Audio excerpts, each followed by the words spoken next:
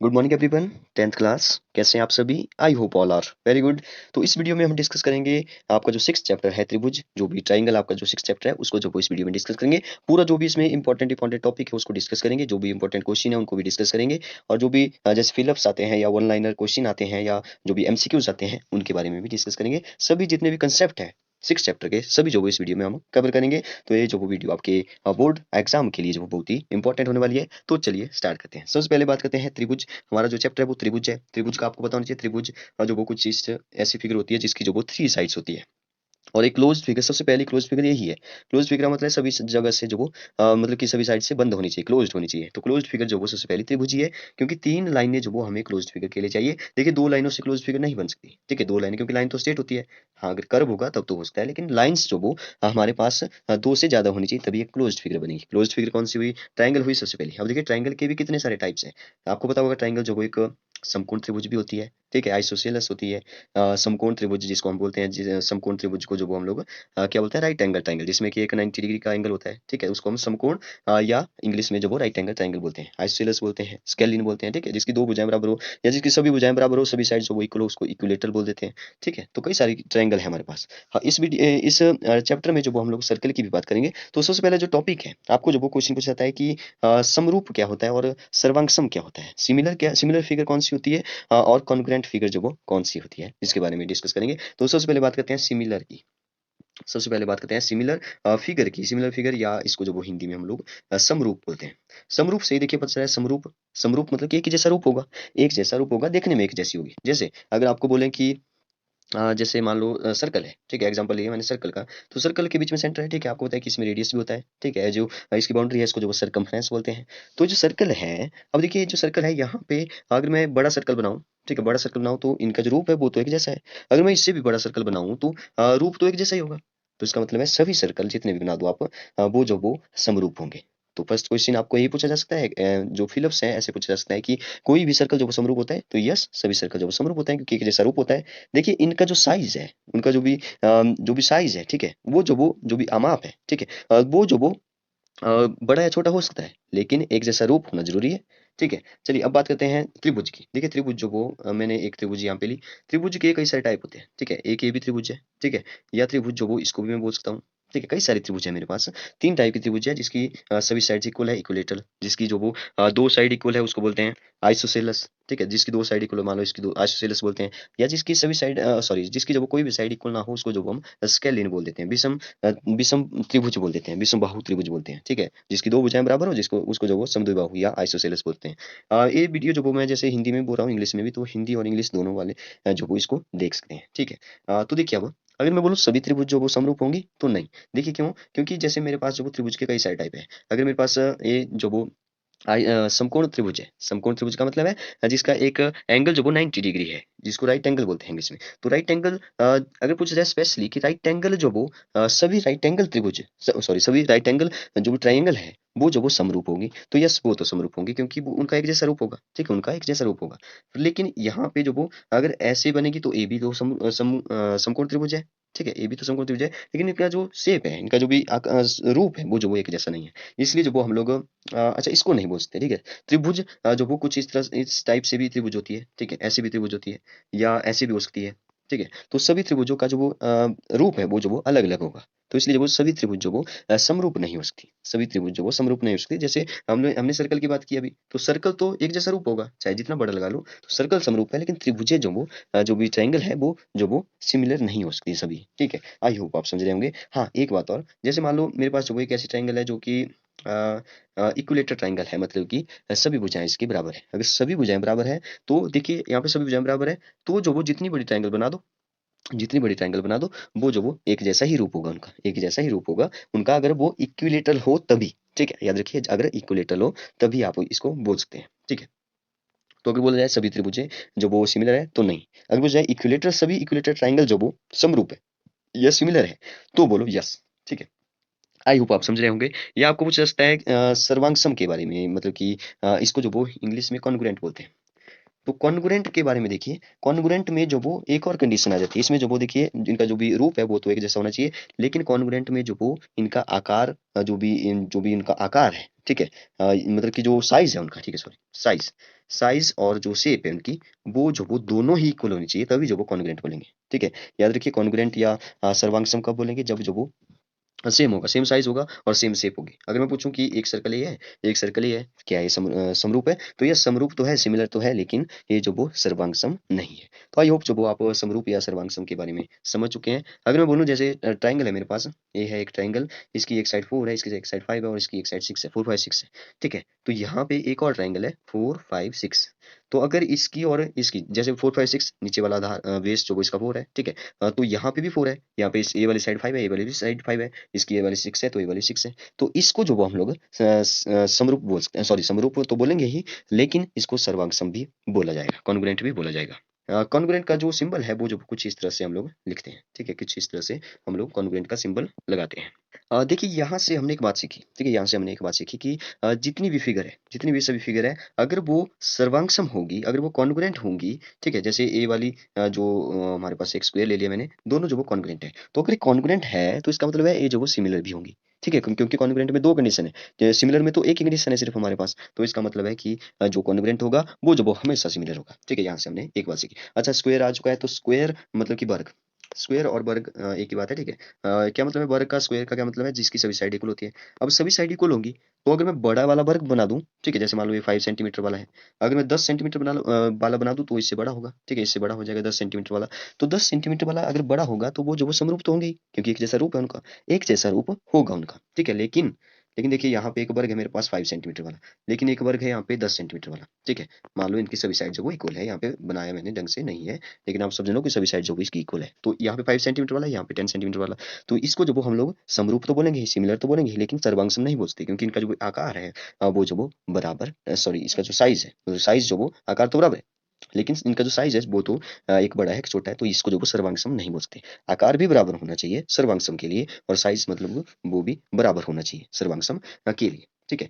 ये हो गया वर्ग की बात, ठीक है। अगर आपको बोला जाए कि सभी वर्ग जो वो क्या होते हैं, तो सभी वर्ग जो वो समरूप होते हैं, ना कि सर्वांग सम, मत बोलना वहां पे, ठीक है। देखिए एक क्वेश्चन और पूछा जाता है कि सभी, जैसे आपको पूछा है कि समबाहु, ठीक है, याद रखिए समबाहु त्रिभुज ही जो वो सम रूप होते हैं, समबाहु त्रिभुज ही समरूप होते हैं, ठीक है। देखिए समद्विबाहु नहीं होते, क्योंकि समद्विबाहु का जो वो शेप जो वो थोड़ा सा अलग जैसा हो जाएगा, अगर बड़ा बनाऊं तो थोड़ा सा डिफरेंट हो जाएगा। जैसे मान लो ये जो वो एक समद्विबाहु त्रिभुज है, ठीक है, मान लो इसकी ए वाली और ए वाली साइड इक्वल है, अगर मैं कोई और त्रिभुज बनाऊं उसकी जो वो मान लो ए वाली और ए वाली साइड इक्वल कर दी मैंने, तो इनका जो भी साइज है, ठीक है, उनका जो भी शेप है वो तो सेम, इनका जो आकार है वो जो इनकी शेप है वो जो अलग अलग हो सकती है, ठीक है। तो इसलिए जो वो हम लोग समद्विबाहु को समरूप नहीं बोल सकते, ठीक है। मतलब कि जो भी समद्विबाहु होती है आइसोसेलेस ट्रायंगल, ठीक है। अगर आपको जो वो ऐसे पूछा जाए कि समरूप जो भी सिमिलर जो भी आकृतियां हैं, जो भी फिगर है, उनके जो नाम बताइए, तो सर्कल हो गया, या आप पूछते हो कि इक्विलेटरल ट्रायंगल होगी, समबाहु त्रिभुज होगी, ठीक है। तो ऐसे आप जो वो एग्जांपल बता सकते हैं, आप बोल सकते हो कि अगर आपसे पूछा जाए कि सिमिलर जो वो कौन कौन सी नहीं है, तो आप जो वो कई सारे एग्जांपल अब बता सकते हो। नेक्स्ट बात करते हैं कि दो जो त्रिभुज है, जैसे मान लो दो त्रिभुज है मेरे पास, तो दो त्रिभुज जो वो कब समरूप होंगे, ऐसा भी पूछा जाता है। जो देखिए इनका जो भी संगत कोण है वो बराबर होने चाहिए। तो जैसे मान लो ये जो वो 60 डिग्री है, तो यहाँ पे एक कोण भी 60 डिग्री होना चाहिए, ठीक है। कुछ कंडीशन है त्रिभुज के समरूप होने के लिए, सिमिलर होने के लिए ट्राइंगल के, तो यहाँ पे ए वाला कोण इसके बराबर है, ठीक है। और इसने बोला कि उनकी जो संगत भुजाएं हैं वो एक ही अनुपात में होनी चाहिए। एक ही अनुपात का क्या मतलब है यहाँ पे, जैसे मान लो इसकी ए वाली जो साइड है, ठीक है, ए वाली साइड इसके जो वो समानुपाती होनी चाहिए, इक्वल होंगी तब तो समरूप हो गई। जैसे मान लो 5 है, ये 5 सेंटीमीटर, तब तो समरूप है, दिख रहा है 5 5 सेंटीमीटर। लेकिन अगर ये 5 है, अगर ये 10 सेंटीमीटर है, ठीक है, अगर ये 5 है, ये 10 सेंटीमीटर है, जैसे मान लिया ये 6 सेंटीमीटर है, तो ये 12 सेंटीमीटर है, अगर ये 7 सेंटीमीटर है तो ये 14 होनी चाहिए, ठीक है। तो यहाँ पे देखिए अनुपात जो बराबर है, यहाँ पे 7 2 14 होता है, 5 2 10 होता है, 6 2 12 होता है,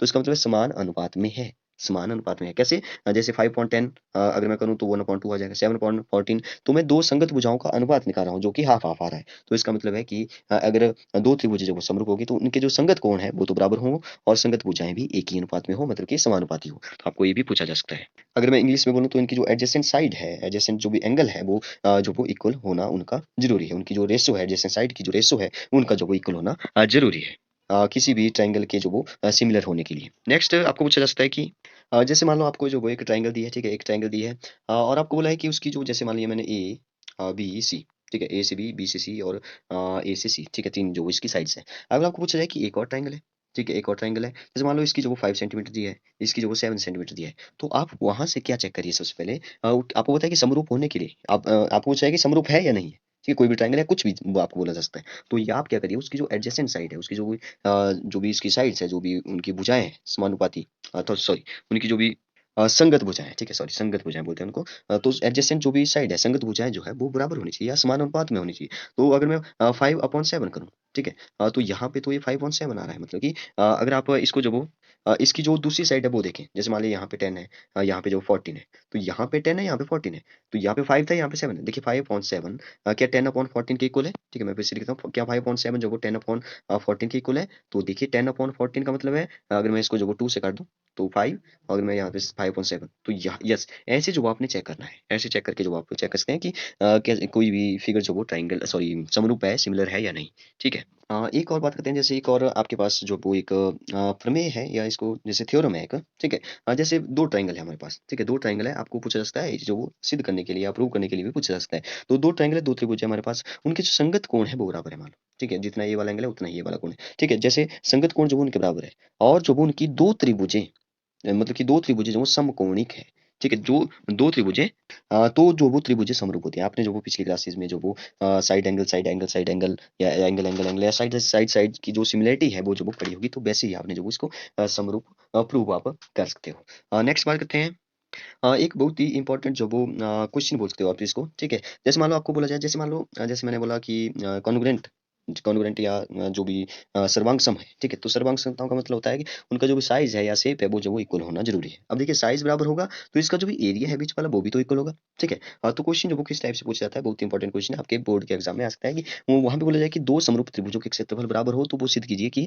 सर्वांग सम होगी। तो दो समरूप है, पहले तो समरूप है, और उसने बोला कि उसके क्षेत्रफल भी बराबर है, दो समरूप त्रिभुजें हैं, ठीक है, समरूप है, तो उनका क्षेत्रफल जो वो बराबर हो या ना हो सकता है वो बड़ी हो, लेकिन रूप तो एक जैसा है, लेकिन इसने बोल दिया साथ में कि क्षेत्रफल भी बराबर है, तो क्षेत्रफल बराबर है तो इसका क्षेत्रफल बराबर होगा, तो सर्वांग सम तो होगी। लेकिन प्रूव कैसे करना है, तो सबसे पहले दिया क्या है, जैसे मान लिया मैंने दो ट्राइंगल है मेरे पास, यहाँ पे मान लिया मैंने ए, और यहाँ पे मान लिया बी, और यहाँ पे मान लिया सी, और एक और ट्राइंगल मान लिया मैंने डी और ई या एफ मान लिया, ठीक है, ऐसे मान लिया दो ट्राइंगल। आपको दिया है कि ए बी सी और डी एफ दोनों समरूप है, ठीक है, दोनों समरूप है, और दोनों समरूप है, तो दोनों का क्षेत्रफल एरिया भी इक्वल है। तो हमने क्या सिद्ध करना है, हमने सिद्ध करना है ए बी सी कॉन्ग्रुएंट है डी ई एफ के, ठीक है, ये हमने प्रूव करना है। तो कैसे इसको प्रूव किया जाए देखते हैं। तो इसके लिए जो वो हमें देखिए बहुत सारी जो वो पहले जो वो आपको पता होना चाहिए, बहुत सारी जो भी थ्योरम है, जैसे कि यदि दो त्रिभुज जो वो समरूप है, सिमिलर है, तो उनके संगत कोण जो वो बराबर होते हैं, ठीक है, एडजेसेंट एंगल जो है वो बराबर होते हैं। अगर आपको पूछा है कि अगर दो त्रिभुज समरूप है, तो उनके जो संगत कोण है वो बराबर होते हैं, संगत भुजाएं जो वो समानुपाती होती है, संगत भुजाएं जो वो समानुपाती होती है, ठीक है, ऐसे भी आपने याद रखना है।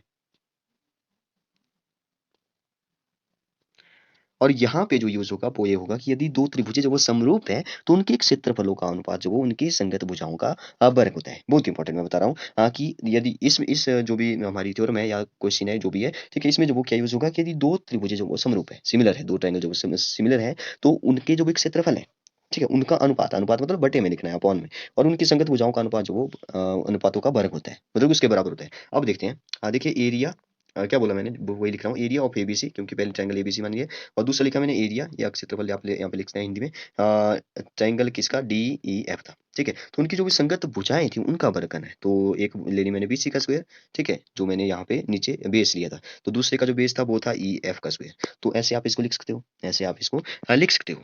अब यहाँ पे आप समझिए, कई बार जो वो कंफ्यूज हो जाता है कि यहाँ पे वन कैसे आएगा। देखिए अगर एरिया दोनों का बराबर है, क्योंकि दिया है एरिया बराबर है, तो बराबर है तो दोनों कट जाएगा, दोनों कट जाएगा तो जीरो नहीं बचेगा, वन बचेगा, तो इसका मतलब है बी सी का स्क्वायर अपॉन ई एफ का स्क्वायर, जो वो क्या आ जाएगा, वन के इक्वल आ जाएगा, वन के इक्वल आ जाएगा, क्योंकि एरिया इक्वल है। तो यहाँ पे जो भी हमने जो भी संगत भुजाओं का अनुपात का वर्ग लिया, जो भी संगत भुजाएं जो भी थी उनका जो भी स्क्वायर किया, वो जो वो वन के इक्वल आ गया, ठीक है, ये जो वो वन के इक्वल आ गया। तो आप इसको जो वो कुछ इस तरह से लिख सकते हैं, जैसे हमारे पास आया था बी सी का स्क्वायर ई एफ का स्क्वायर इक्वल टू वन। अगर मैं इसको ऐसे लिख दूं, बी सी का स्क्वायर जो वो इक्वल टू ई एफ का स्क्वायर, ठीक है, तो ये जो वो यहाँ पे चला जाएगा, ठीक है, मैं ऐसे इसको लिख सकता हूँ। या दोनों के ऊपर स्क्वायर है, जैसे मैं लिखूँ 5 का स्क्वायर, या जो वो यहाँ पे लिख दिया मैंने 10 का स्क्वायर, तो यहाँ से दोनों तरफ जो वो मैं अगर, क्योंकि इक्वल टू है बीच में, तो दोनों तरफ करना पड़ेगा जो भी हम करेंगे, तो दोनों तरफ अंडर रूट लिया तो स्क्वायर स्क्वायर कैंसिल, तो मेरे पास सिर्फ क्या बचता है, मेरे पास बच जाएगा B C equal to E F, ठीक है, तो बी सी जो वो ई एफ के इक्वल आ चुका है। अब देखिए एक और बात समझिए, यहाँ पे हमने जो वो दो जिनके जो भी बेस लिए थे वो तो इक्वल कर दिए, ठीक है, बेस जो वो दोनों के इक्वल हो गए। देखिए दोनों त्रिभुजें, नेक्स्ट आपने लिखना था कि दोनों त्रिभुजें जो वो सिमिलर है, सिमिलर के लिए ए वाला सिंबल यूज होता है, सिर्फ इतना, सिर्फ इतना सा, ठीक है, ये जो नीचे जो वो इक्वल टू नहीं होगा। ठीक ठीक है, तो सिमिलर है किसके, डी ई एफ के सिमिलर है, तो सिमिलर है तो वो समकोणिक होंगे, सिमिलर है तो समकोणिक होंगे। समकोणिक का मतलब सुनिए, तो यहाँ पे जैसे बी था, एंगल था, और इस त्रिभुज में जो वो यहाँ पे ई एंगल था, तो बी और ई एंगल जो वो दोनों इक्वल होने चाहिए। तो मैंने मान लिया, क्योंकि इसने बोला है, हमें पता है कि दोनों त्रिभुज अगर सिमिलर है, समरूप है, तो वो समकोणिक होंगी, मतलब कि उनके जो भी एडजेसेंट एंगल है वो जो वो इक्वल होंगे, कोण भी जो वो कोण ई के इक्वल होगा, एंगल भी एंगल ई के इक्वल होगा जरूर। ठीक है, या मैं बोलता हूँ कि कोण सी जो वो कोण एफ के इक्वल होगा, ठीक है, मैं ऐसे भी लिख सकता हूँ। ठीक है, तो या मैं कई सारे कुछ भी बोलता हूँ, एक और जो भी बच गया वो मैं लिख सकता हूँ, कोण भी जो वो कोण ई के इक्वल होगा। ठीक है, या कोण सी जो वो कोण एफ के इक्वल होगा। ठीक है, मैं ऐसे इसको बोलता हूँ। तो हमारे पास क्या निकला, B C equal to E F निकाल चुके हैं हम लोग। ठीक है, B C equal to E F निकाल चुके हैं। तो इसका मतलब देखिए एंगल तो बराबर है। ठीक है, दो एंगल बराबर बता दिया हमने, और एक साइड एंगल, एक साइड देखिए, दो एंगल बराबर निकले। ठीक है, दो एंगल जो वो बराबर निकले, इन त्रिभुजों के दो एंगल हमने बराबर कर दिए, ए वाला एंगल, ठीक है, बी वाला, और ई वाला मैंने आपको बता दिया, या सी और एफ, या ए सी वाला था, यहाँ पे एफ वाला था, ये दो एंगल बराबर है। और नीचे वाली जो साइड है, ठीक है, नीचे वाला जो बेस था वो भी हमने इक्वल कर दिया। अगर मैं बात करूं तो एक साइड बराबर होगी और दो एंगल हो गए, तो एंगल साइड एंगल सिमिलरिटी यहाँ पे जो वो हम लोग लगा देंगे, एंगल साइड एंगल सर्वांग समता, एंगल साइड एंगल जो वो यहाँ पे यूज करेंगे, और हम बोल देंगे कि ये जो वो सर्वांग सम है। ठीक है, ये जो वो सर्वांग सम है, कॉन्ग्रुएंट है। ठीक है, तो आई होप आप समझ रहे होंगे। ऐसे ही आपने जो वो, अगर आप इस क्वेश्चन को समझ गए होंगे तो आप देखिए 6.4 से है शायद, ये क्वेश्चन जो वो 6.4 का है शायद। अब देख लीजिए कहाँ से क्वेश्चन था। अगर आप 6.4 का इस क्वेश्चन को आप अच्छे से समझ गए हो, तो आप पिछले क्वेश्चन जो वो छोटे मोटे क्वेश्चन है उनको भी आसानी से कर लेंगे। एक क्वेश्चन है जो कि हर बार ही पेपर में आता है, एक थ्योरम है जो कि प्रमेय है, जो कि हर बार ही पेपर में आती है, मतलब कि वो कौन सी है, वो है कि एक समकोण त्रिभुज में कर्ण का वर्ग, पाइथागोरस थ्योरम जो है हमारे पास। जैसे मेरे पास जो एक समकोण त्रिभुज है, राइट एंगल ट्रायंगल है, तो ए वाला जो परपेंडिकुलर, ए वाला परपेंडिकुलर होता है, ए वाला जो वो हाइपोटेन्यूज होता है, और यहाँ पे बेस होता है। कर्ण का वर्ग और बेस का आधार का वर्ग और शीर्षम का वर्ग, ठीक है, ऐसे हम बोलते हैं। कर्ण का वर्ग जो वो शेष अन्य दो भुजाओं के वर्गों के इक्वल होता है। अगर आपको जो वो ये प्रमेय आए, जैसे इसके जो वो कई सारे तरीकों से आपको पूछा जाता है, जैसे ऐसे बोला जाएगा, एक समकोण त्रिभुज में कर्ण का वर्ग शेष अन्य दो भुजाओं के वर्गों के योगफल के बराबर होता है, इसको प्रूव कीजिए। या आपको डायरेक्ट बोला जा सकता है कि पाइथागोरस थ्योरम को प्रूव कीजिए, तो पाइथागोरस थ्योरम यही है। ठीक है, तो मैं एक छोटी सी यहाँ पे ट्रायंगल बना दूं, यहाँ पे मैंने बी लिखा, यहाँ पे मैंने पी लिखा, सॉरी पी जो वो यहाँ पे है, हाइपोटेन्यूज कर्ण जो है वो सबसे बड़ी भुजा होती है। तो क्या है पाइथागोरस थ्योरम, एच का वर्ग बराबर है बी का वर्ग जमा पी का वर्ग। ठीक है, तो उस कर्ण का वर्ग, बेस आधार का वर्ग और शीर्षम का वर्ग, ये जो वो इसको प्रूव करना है। इसको प्रूव करने के लिए क्या करते थे, इसको प्रूव करने के लिए जो वो देखिए, एक पहले तो समकोण त्रिभुज लेनी है। आपकी गाइड में शायद जो भी बुक होगी या उसमें जो वो कुछ दूसरी तरीके से बनी है, तो आपने जो सब पहले समकोण त्रिभुज बनानी है। तो यहाँ से आपने जो वो एक लंब गिराना है, नॉर्मल गिराना है इस पर, जो वो जो कि परपेंडिकुलर पड़े, तो यहाँ पे परपेंडिकुलर बनेगा। ठीक है, अब यहाँ पे देखिए दो तीन त्रिभुज बन रही है, एक तो ए वाली त्रिभुज बनी, ठीक है, और एक जो वो हमारे पास ए वाली त्रिभुज बनी, और एक तो सबसे पहली जो मैं यहाँ पे ब्लैक से कर रहा हूँ, ये तो पहले से ही है। तो तीन त्रिभुजें बनी। आपको क्या करना है यहाँ पे, सिंपली आपको जो वो एक बड़ी त्रिभुज लेंगे, और एक जो वो इस वाली एक त्रिभुज, बड़ी त्रिभुज का इस छोटे वाले त्रिभुज को लेंगे साथ में। ठीक है, तो इनको प्रूव करेंगे पहले, और फिर जो वो बड़े वाले त्रिभुज के साथ जो वो इसको ले लेंगे। ठीक है, ए वाली जो छोटी त्रिभुज है, दूसरी बची उसको ले लेंगे। फिर जो वो वहाँ पे समरूपता, जो भी एंगल एंगल जो भी आप देखेंगे कि एंगल जो 90 डिग्री है, तो आप बोल दोगे कि एंगल एंगल्स सिमिलरिटी है यहाँ पे। ठीक है, एंगल एंगल जो वो, तो ऐसे बोल करके जो वो आप लास्ट में बोलोगे कि जो भी हमारा जब आप जो वो जब बड़ी ट्रायंगल और मान लो इस ट्रायंगल को लिया, या बड़ी ट्रायंगल या इस ट्रायंगल को लिया, तो आपके पास जो वो कुछ इस तरह से बनेगा। जैसे मान लो आपके पास बना ए बी का square equal to A D multiply A C. ठीक है, ऐसे बनेगी फर्स्ट इक्वेशन। दूसरी इक्वेशन आपके पास कुछ इस तरह से बनेगी। जब आप सिमिलरिटी का यूज करोगे वहां पे, तो उनकी संगत भुजाएं इक्वल होती है, तो वहां पे बस इतना सा लिखोगे और इसको निकाल लेंगे। इसको दूसरी लेंगे, दूसरी वाली जो कंडीशन है वो लेंगे, तो उसके बाद जो आपके पास कुछ इस तरह से बनेगा, जैसे ए बी का square plus, sorry B C का स्क्वायर आ जाएगा, बी सी का square equal to D C multiply A C. ठीक है, अब यहाँ पे देखेंगे डीसी और एसी जो वो इक्वल है। ठीक है, डीसी और एसी जो वो यहाँ पे एडी, सॉरी इक्वल नहीं है, एडी और डीसी को, एडी और डीसी को अगर आप ध्यान से देखेंगे तो वहां पे जो वो दोनों को प्लस करके एसी बनता है। ठीक है, तो अगर मैं इसको और इसको जो भी हमारे पास जो भी इक्वेशन बनी है, जो भी समीकरण बना है, उनको जो वो दोनों को प्लस करेंगे, तो दोनों को प्लस करके जो वो ए बी का स्क्वायर प्लस बी सी का स्क्वायर आ जाएगा आपके पास ए सी का स्क्वायर। देखिए यहाँ पे ध्यान से ए सी का स्क्वायर क्यों आएगा, क्योंकि आपके पास जो भी मल्टीप्लाई करेंगे, जब आप प्लस करेंगे, देखिए आपके पास कुछ इस तरह से ए बी ए डी आएगा, और मल्टीप्लाई ए सी आएगा, और प्लस में जो वो आपके पास डी सी आएगा, और मल्टीप्लाई में ए सी आ जाएगा। ठीक है, जब आप ट्राइंगल लेंगे, मतलब कि कोई भी ट्राइंगल लेंगे, A B C D, A B C और डी वाले ट्राइंगल लेंगे, पी पर होना चाहिए वो ट्राइंगल, सॉरी राइट एंगल, तो वैसे लेंगे। तो अब देखिए यहाँ पे भी ए सी है, यहाँ पे भी ए सी है, तो ए सी का स्क्वायर तो आ चुका है। हाँ ठीक है, ए सी तो अगर अच्छा मैं यहाँ से अगर मैं ए सी कॉमन ले लूँ बाहर, ठीक है, तो ए सी कॉमन ले लिया मैंने, तो ए सी बाहर ले लिया, ए डी और बी सी को प्लस करके ए सी आता है, अगर आप ध्यान से उस ट्राइंगल में देखेंगे तो। ठीक है, तो ए सी मल्टीप्लाई ए सी, यहाँ पे ए सी बाहर ले लिया, अंदर भी ए सी बचा, तो ए सी मल्टीप्लाई ए सी कितना हो गया, ए सी का स्क्वायर आ गया। तो इसका मतलब है आपके पास आ गया ए सी का स्क्वायर, जो वो ए बी का स्क्वायर और बी सी का स्क्वायर के इक्वल ए आ जाएगा। तो ऐसे जो वो आप इस पाइथागोरस थ्योरम को प्रूव कर सकते हो, या इसका जो भी विलोम है वो भी आप ऐसे करेंगे, इसको अब उल्टा लेकर के चलेंगे। Okay, thank you and have a nice day.